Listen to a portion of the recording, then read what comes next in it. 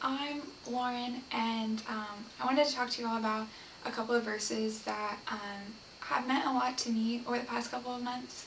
So I just want to share them with you. And they're from John 15, verses 9 and 11.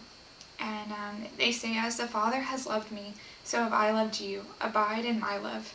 If you keep my commandments, you will abide in my love, just as I have kept my Father's commandments and abide in his love. These things I have spoken to you, that my joy may be in you, and that your joy may be full." So that's John 15, 9 through 11.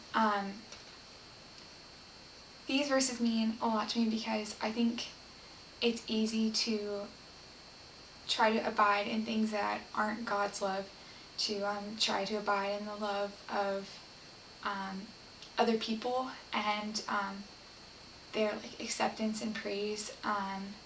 But God is telling us here that it's really best to abide in his. And I think that's because verses Psalm 25:10 say that God's love is steadfast to those who keep his commandments. It's unwavering, and it's the thing that will satisfy us the most.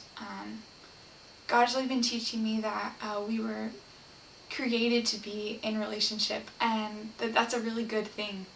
But that the relationship we were ultimately created for was one with him.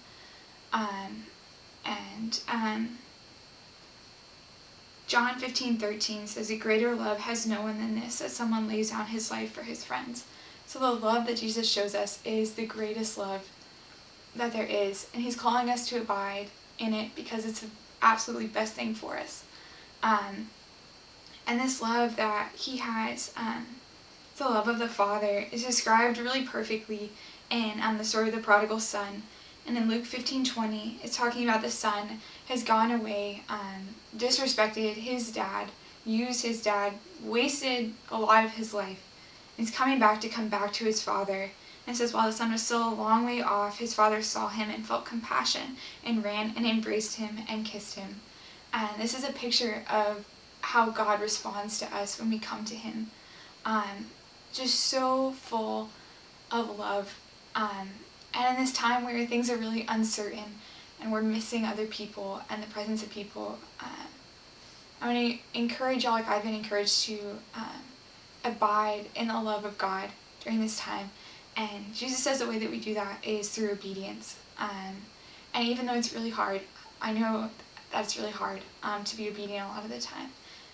This obedience is not legalistic, it's relational. It's God walking beside of us, taking on the heavier burden for us, loving, pouring love on us, giving us the strength and understanding, empathizing. It's everything. It's just walking with him. And as we do this, John 15 says that we start to bear fruit that looks like him.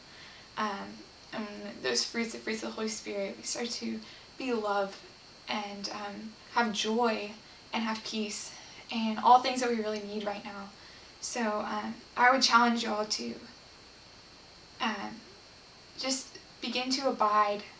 Ask God to give you the desire to abide in his word, to learn what he asks of us, and to ask him to give you the strength to be obedient.